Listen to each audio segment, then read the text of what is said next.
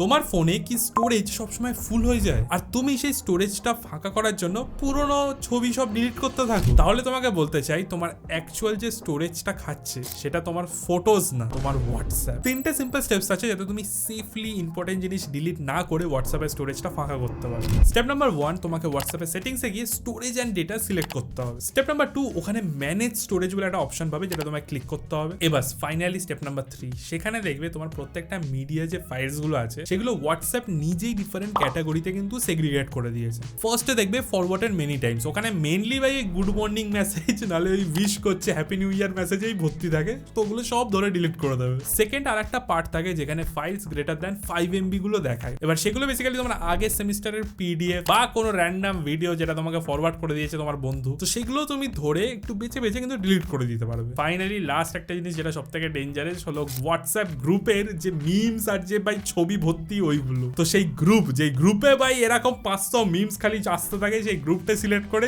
সব data delete করে দাও।